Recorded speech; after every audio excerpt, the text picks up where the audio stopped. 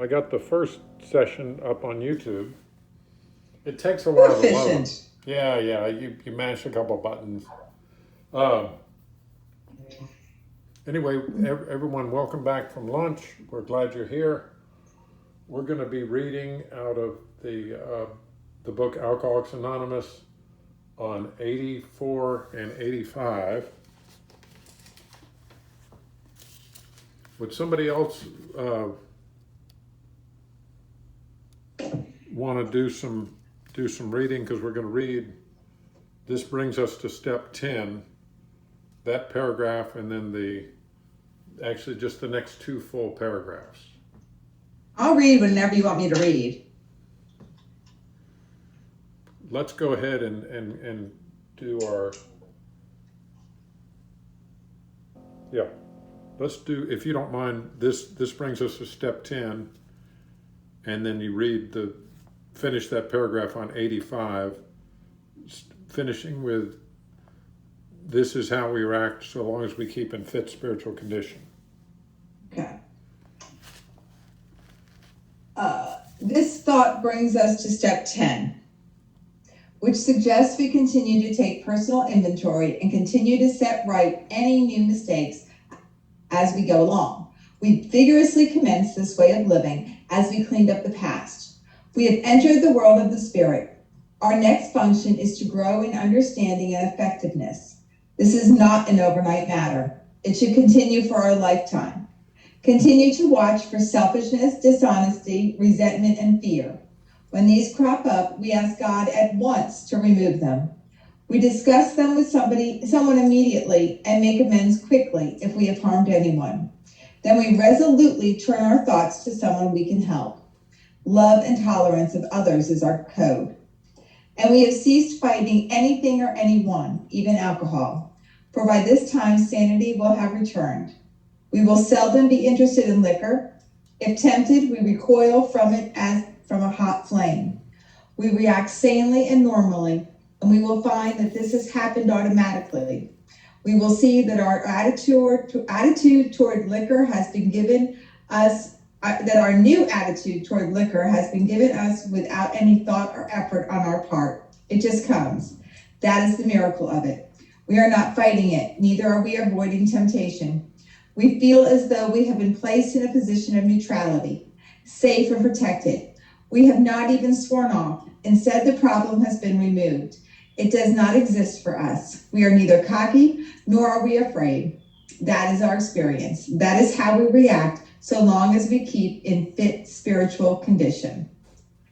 Excellent. Thank you. Appreciate you reading that.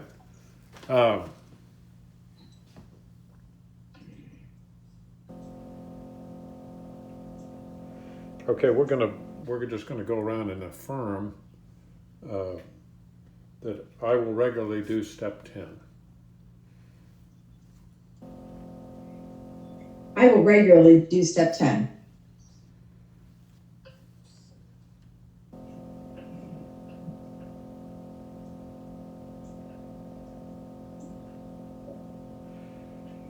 I will regularly do step 10.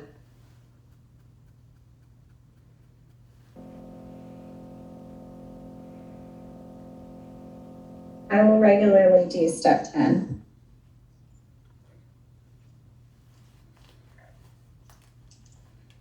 Michael, thanks for coming.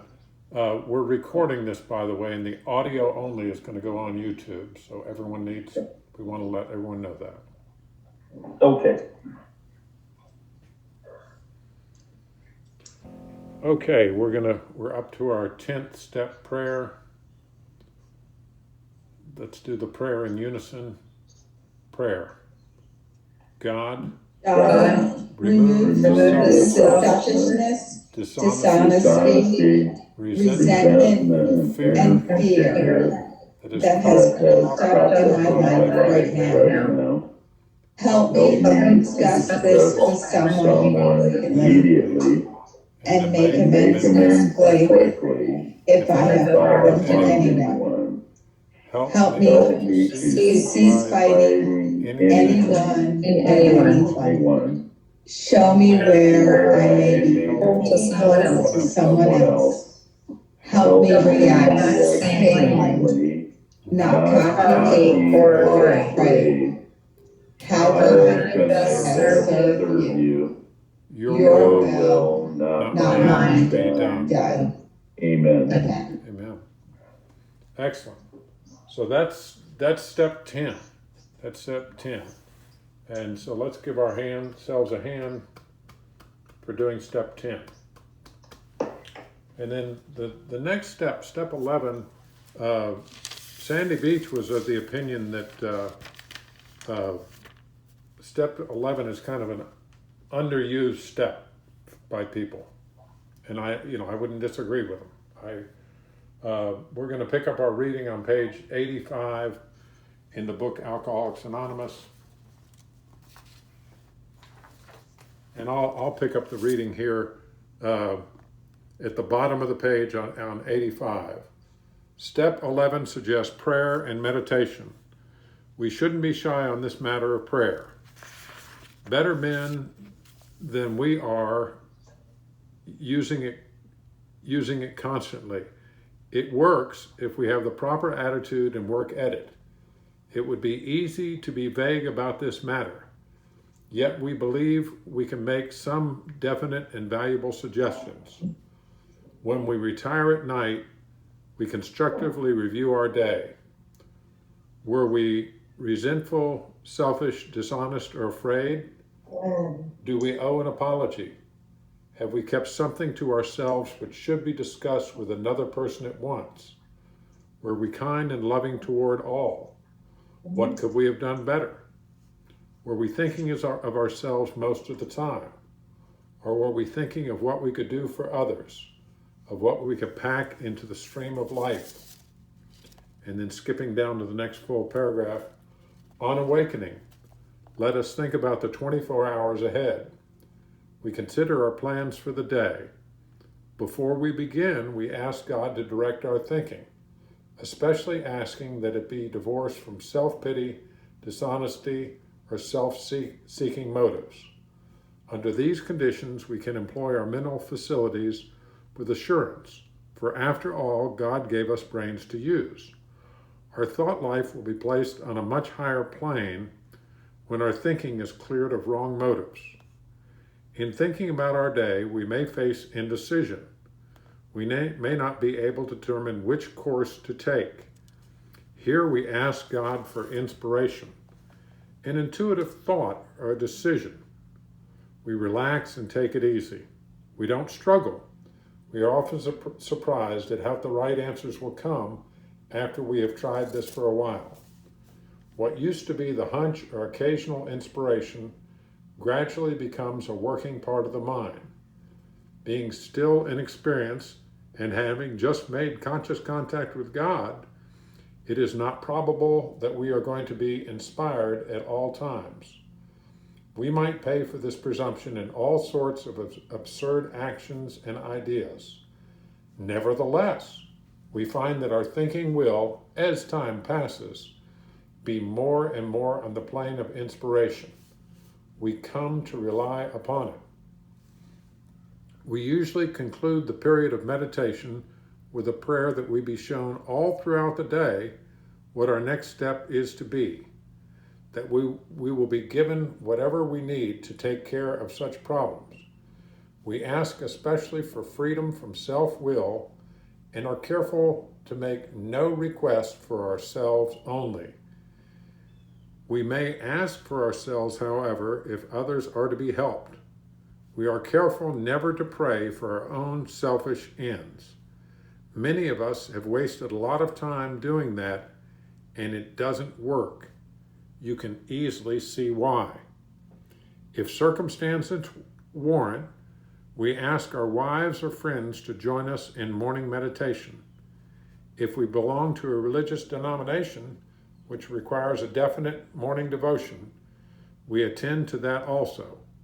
If not a member of religious bodies, we sometimes select and memorize a few set prayers which emphasize the principles we have been discussing. There are many helpful books also. Suggestions about these may be obtained from one's priest, minister, or rabbi. Be quick to see where the religious people are right. Make use of what they offer.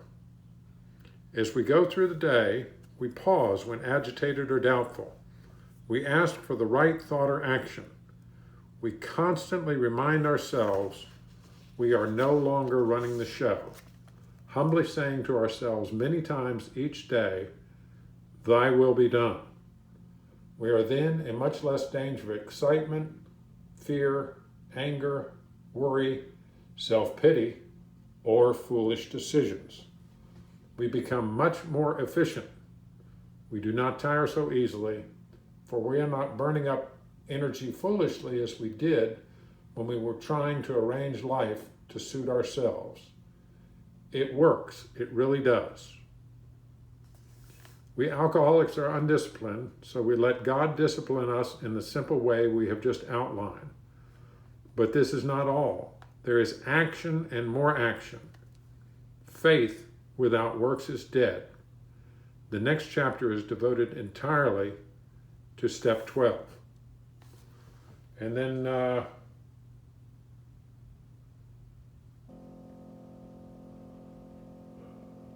I want to mention just the 4 absolutes that they had in the Oxford group: love, purity, honesty, unselfishness. And when you do your writing, you want to test your writing. Is it full of love, purity, honesty, and unselfishness? This is how we know that we're doing the right, our writing is correct.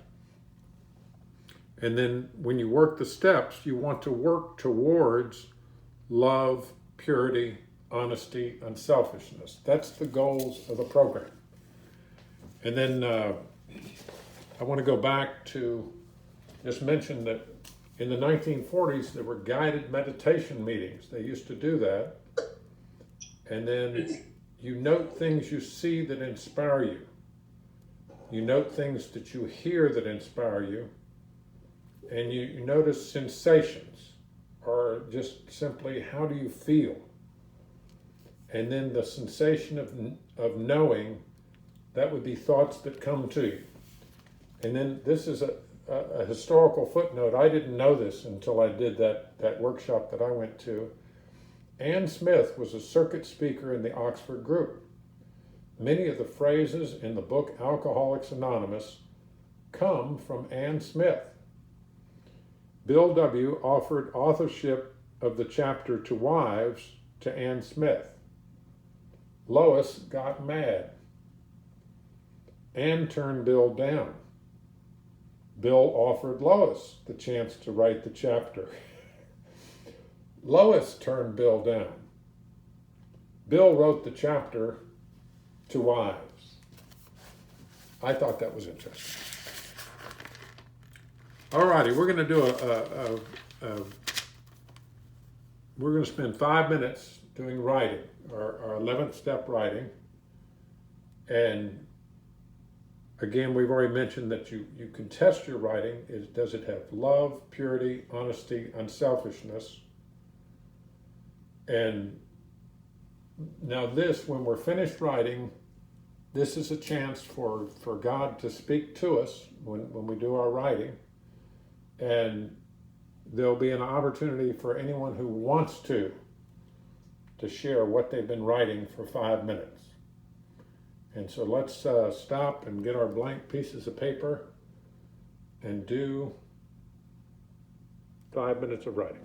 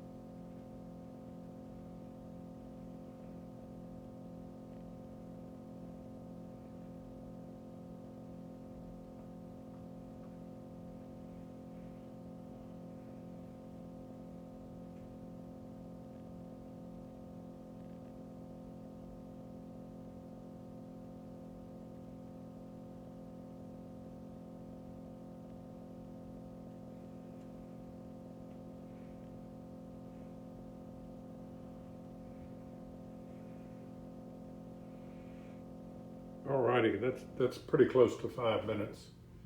And I'll start out by sharing what I wrote, and no one has to share. No one has to share what they wrote.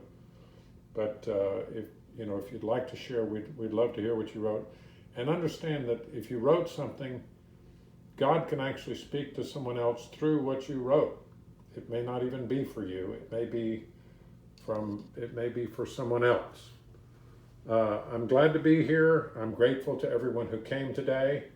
I'm grateful for my sponsor and for everyone that I meet in the Overeaters Anonymous. And I'm glad specifically to be at this workshop today, and I hope it will be helpful to everyone here. It can be difficult to follow God's direction. There are evil influences in the world who attempt to pull me away from God's direction. That's all I had.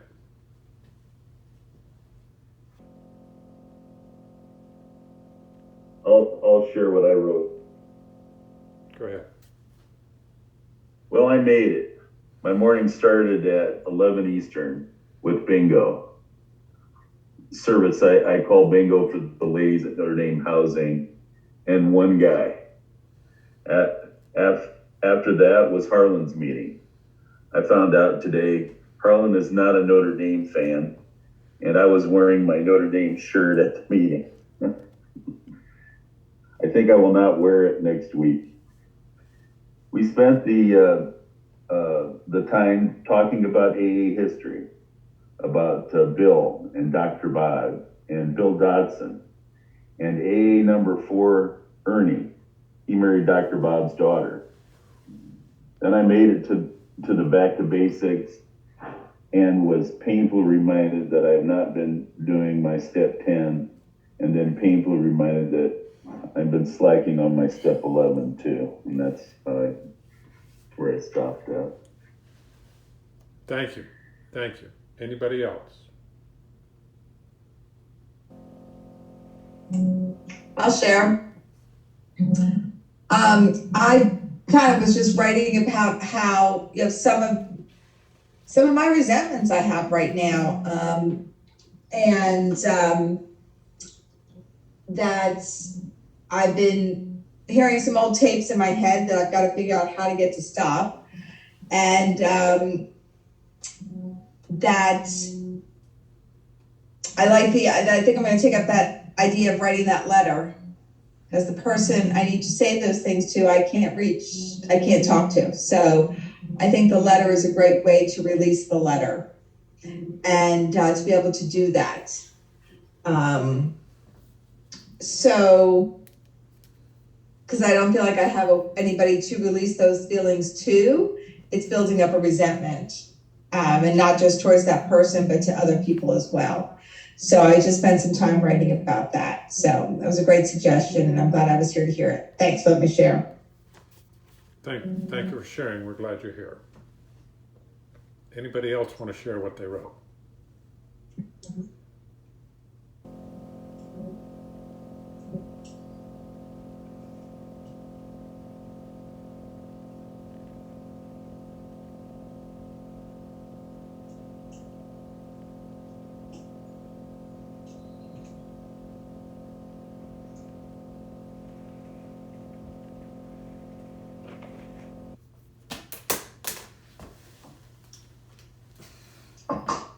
Alrighty. And if somebody wants to share, you can jump in later and read it. Gratitude and grumbling cannot coexist. Trust the journey. Knowing that you don't know is knowing. Are you happier now than when you got here? Are you glad you came today? And then the suggestion when I did the workshop was that we all write for 5 minutes every day so that God can speak to us. And when we break the steps down, steps 1 to 3 is surrender. Steps 4 to 7 is sharing. Steps 8 and 9 are restitution or amends. We call it amends usually today. And steps 10 through 12 is guidance.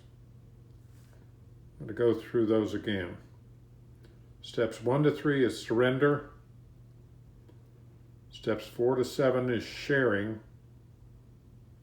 Steps 8 and 9 are restitution or amends. And steps 10 to 12 are guidance. Now, oh good, Betty already has the 11th step prayer. Betty does good work. We'll do both those little paragraphs for our 11th step prayer. Prayer. As we go through the day, we pause when agitated or doubtful and ask for the right thought or action. We constantly remind ourselves we are no longer running the show. Humbly saying to ourselves many times each day, Thy will be done. God, I'm agitated and doubtful right now. Help me to stop and remember that I've made a decision to let you be my God.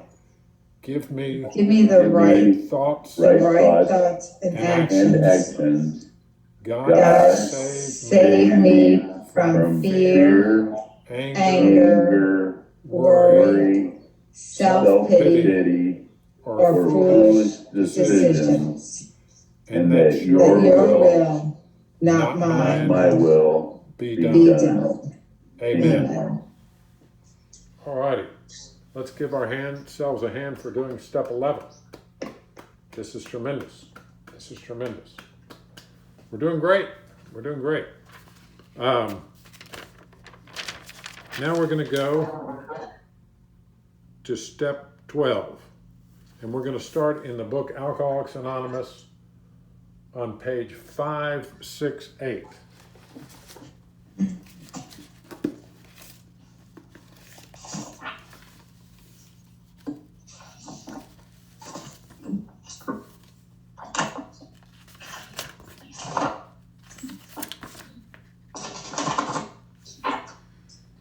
And on 568, I'll just read it's the last two little bits.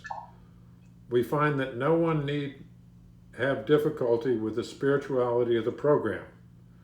Willingness, honesty, and open-mindedness are the essentials of recovery, but these are indispensable. There is a principle which is a bar against all information, which is a proof against all arguments, and which cannot fail to keep a man in everlasting ignorance. That principle is contempt prior to investigation. And then from there we go back to page 89 in the big book.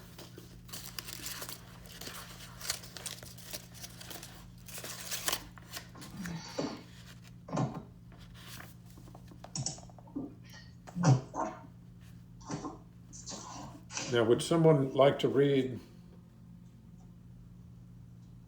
I can read. Yeah, if you would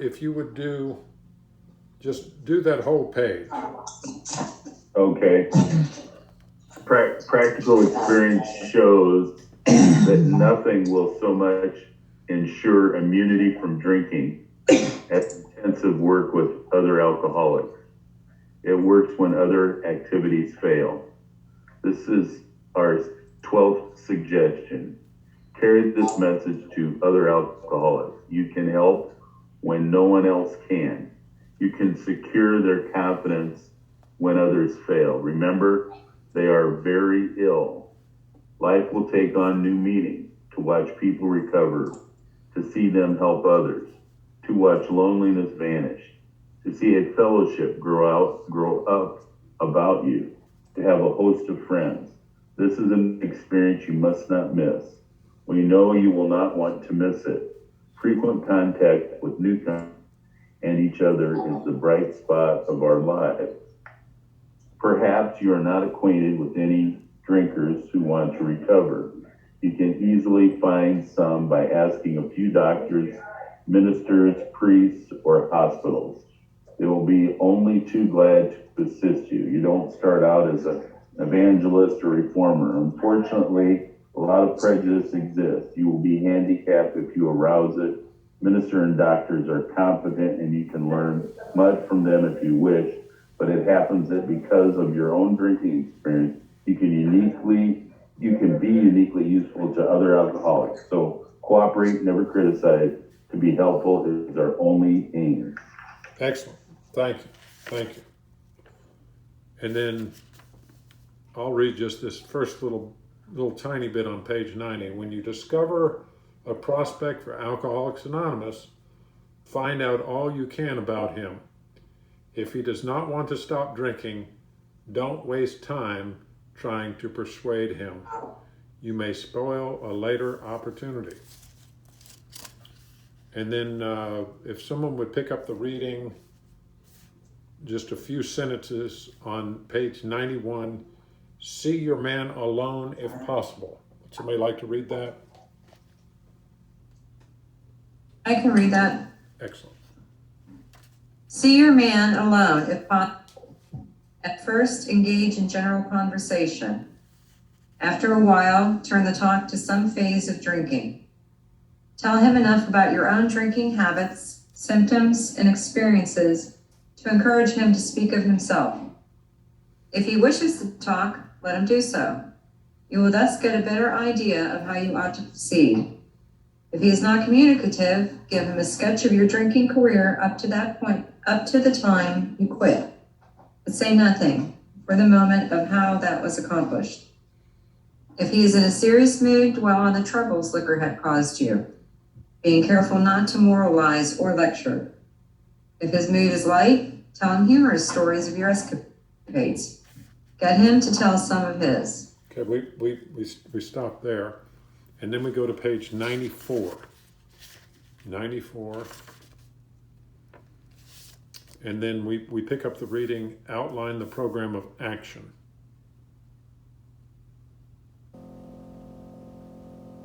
Does somebody want to read that? Did you want me to continue? Yeah, that'd be great. Go ahead. Okay. Outline the program of action, explaining how you made a self-appraisal, how you straightened out your past, and why you are now endeavoring to be helpful to him. It is important for him to realize that your attempt to pass this on to him plays a vital part in your own recovery. Actually, he may be helping you more than you are helping him. Make it plain he is under no obligation to you, and that you hope only that he will try to help other alcoholics when he escapes his own difficulties. Suggest how important it is that he place the welfare of other people ahead of his own. Make it clear that he is not under pressure, that he needn't see you again if he doesn't want to. You should not be offended if he wants to call it off, for he has helped you more than you have helped him. If your talk has been sane, quiet, and full of human understanding, you have perhaps made a friend. Maybe you have disturbed him about the question of alcoholism. That is all to the good. The more hopeless he feels, the better. He will be more likely to follow your suggestions. Okay, we stop there. Thank you. And then I'm going to pick it up there on 95, maybe 2/3 of the way through the paragraph. Never talk down to an alcoholic from any moral or spiritual hilltop. Simply lay out the kit of spiritual tools for his inspection. Show him how they worked for you. Offer him friendship and fellowship. Tell him that if he wants to get well, you will do anything to help. And then from there we go to page 96. If somebody would read that first full paragraph. I'll read. Starting from do not, right? Yeah, do not be discouraged. Do not be discouraged if your prospect does not respond at once. Search out another alcoholic and try to accept with you are sure to find someone desperate enough to accept with eagerness what you offer. We find it a waste of time to keep chasing a man who cannot or will not work with you. If you leave such a person alone, he may soon become convinced that he cannot recover by himself. To spend too much time on any one situation is to deny some other alcoholic an opportunity to live and be happy. One of our fellowship failed entirely with his first half dozen prospects. He often says that if he had continued to work on them, he might have deprived many others who have since recovered of their chance. All righty. And then we go to page 98.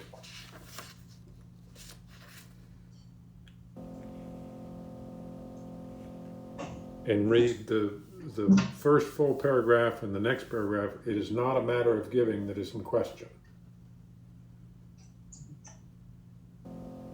I'll keep going. Yeah, that's It great. is not a matter of giving that is in question, but when and how to give. That often makes the difference between failure and success. The minute we put our work on a service plane, the alcoholic commences to rely on our assistance rather than upon God. He clamors for this or that, claiming he cannot master alcohol until his material needs are cared for. Nonsense. Some of us have taken very hard knocks to learn this truth. Job or not, no job, wife or no wife, we simply do not stop drinking so long as we place dependence upon other people ahead of dependence on God. Burn the idea into the consciousness of every man that he can get well regardless of anyone. The only condition is that he trusts in God and clean house. Okay, we stop there and we go to page 100. And then, Betty, do you want to read that first full paragraph? Both you and the new man. Both you and the new man must walk day by day in the path of spiritual progress. If you persist, remarkable things will happen. When we look back, we realize that the things which came to us when we put ourselves in God's hands were better than anything we could have planned. Follow the dictates of a higher power, and you will presently live in a new and wonderful world, no matter what your present circumstances. Excellent, excellent. And then from there we go to 102. I'll read this. Your job is now to be at the place where you may be of maximum helpfulness to others. So never hesitate to go anywhere if you can be helpful. You should not hesitate to visit the most sordid spot on earth on such an errand. Keep on the firing line of life with these motives, and God will keep you unharmed. Then we go to page 164. One of my favorite readings. Would somebody like to read Our Book is Meant to Be Suggestive Only? I'll read. Excellent. Our book is meant to be suggestive only. We realize we know only a little. God will constantly disclose more to you and to us. Ask him in your morning meditation what you can do each day for the man who is still sick. The answers will come if your own house is in order, but obviously you cannot transmit something you haven't got. See to it that your relationship with him is right, and great events will come to pass for you and countless others. This is the great fact for us. Abandon yourself to God as you understand God. Admit your faults to him and to your fellows. Clear away the wreckage of your past. Give freely of what you find and join us. We shall be with you in the fellowship of the Spirit, and you will surely meet some of us as you trudge the road of happy destiny. May God bless you and keep you until then. Thanks, Michael. Okay, now from there, our last reading is on page 25. 25.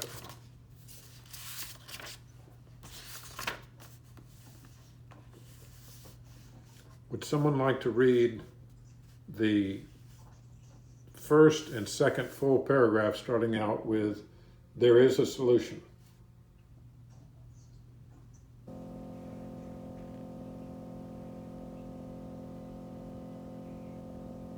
Okay, I can read it. There is a solution. Almost none of us like the self-searching, the leveling of our pride, the confession of shortcomings, which the process requires for its successful consummation.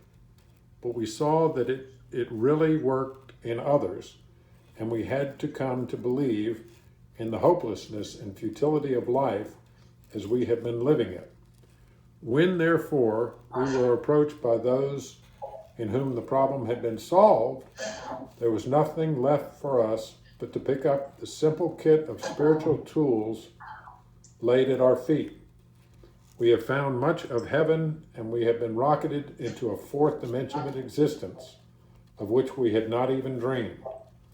The great fact is just this and nothing less, that we have had a deep and effective spiritual experiences which have revolutionized our whole attitude toward life, toward our fellows, and toward God's universe. The central fact of our lives today is the absolute certainty that our Creator has entered into our hearts and lives in a way which is indeed miraculous. He has commenced to accomplish those things for us which we could never do by ourselves. All righty. We have a question that I'm going to ask, and I would like people individually to say, I will. Will you carry this message to other compulsive overeaters and practice these principles in all our affairs? And I will. I will. I will. All righty. Betty, can you get us the 12th step prayer? Hold on, I just lost my Zoom on it. There we We're go. good. Okay. Let's do the prayer in unison. Prayer. Dear God, Dear God, my my spiritual awakening Continues. continues to unfold. The help I have received, I shall I shall pass on and give to others, both both in and out and of the out fellowship. of the fellowship. For this For this opportunity, I am grateful. Grateful. I pray most Pray humbly humbly to continue continue walking walking day by day by day day on the on the road road of of spiritual progress. progress. I I pray for inner strength strength and wisdom to to practice practice these principles of this way of life in in all I do and and say. say. I need you, my friends, my friends, and the program program every hour every of day. every of day. every day. Amen. Amen. We've just done step 12. Yay! Yay. Let's give ourselves a hand. Now, we didn't have a lot of sharing at this meeting, which is fine, but I thought we would just open it up and have an open share. And we're done with the workshop, but anybody who wants to stay around and anything you'd like to share to the group, we'd love to hear it.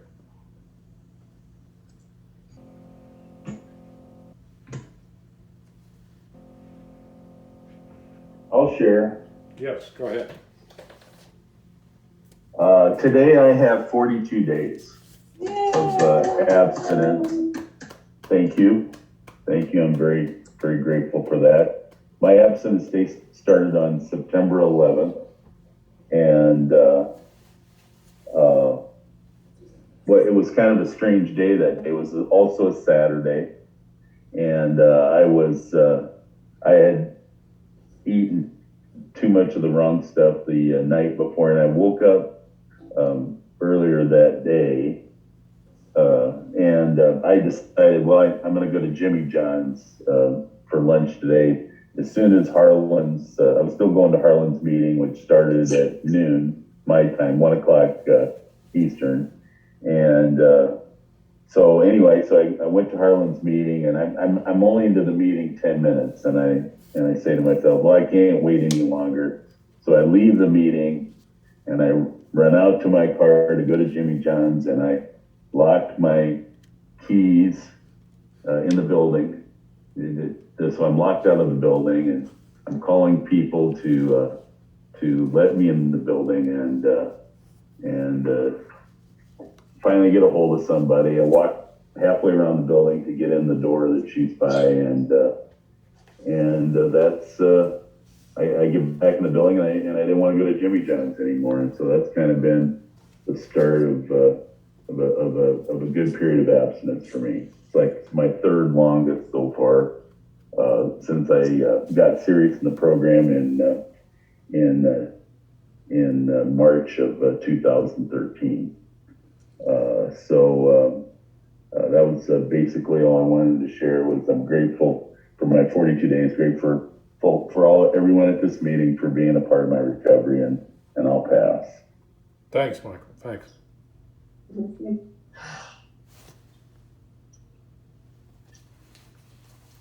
Anybody else want to share? Just 1 minute. Let's see. I know this.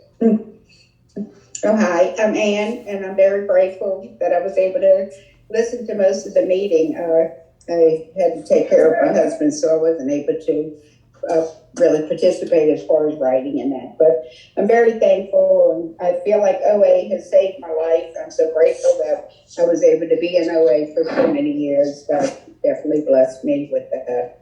And it's definitely, changed my whole life. And that's good. That's really good, because it's nice to be able to be a life of gratitude and just appreciation for everything that goes on, and life is good. So I just want to thank you. Thank you so much, Rick, for inviting us.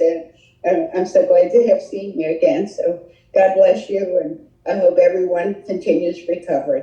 Thank you. Thank you for sharing, and thank you so much for coming. It's very nice of you to take the time. You're welcome. We want to give special mention to the person that put the screen shares up to make our prayers possible. That's very good.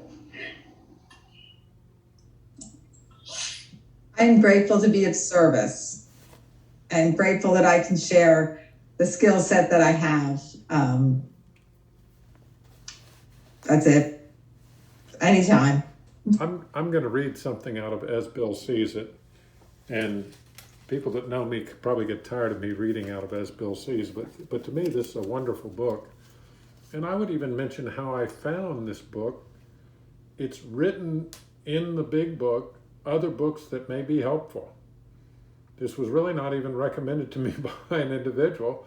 I read it in the big book. Hey, these books might be helpful. I think it's a wonderful book. And this is about slips. It's one of my favorite readings in this book. On page 11, quantity or quality. About this slip business, I would not be too discouraged. I think you're suffering a great deal from needless guilt.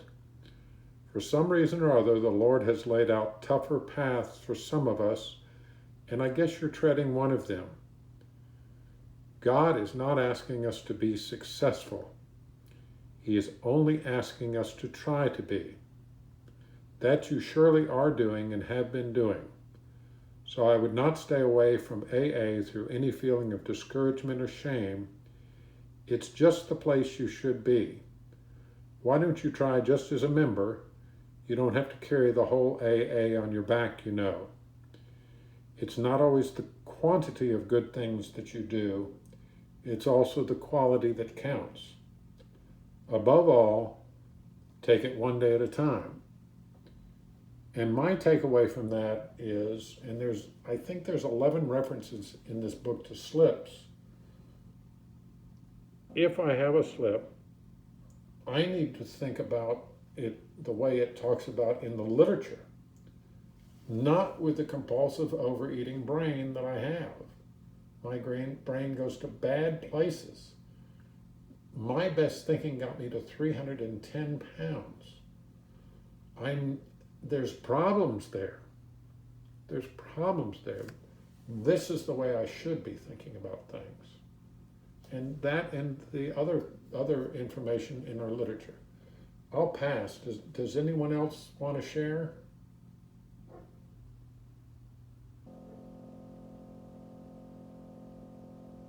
Alrighty, good workshop. We didn't fill all 4 hours, but that's okay. I thought it was exciting to go through the steps. I love the readings out of the big book. Love them. I think they're tremendous. I like the whole big book. I'm not saying that. But in my mind, this is a wonderful way to get through the steps and get your program moving. And now I have something Monday. I can talk to some of my my sponsor about everything I wrote for my 4th step. That will be exciting. Maybe someday we'll record those conversations and put them on YouTube as models for how a sponsor sponsors a sponsee. But I would have to have someone's consent for that. It could not be my decision by myself. Anybody else want to share? Well, look, I'm going to stop the recording, guys. We can leave the room open if we want to chit chat.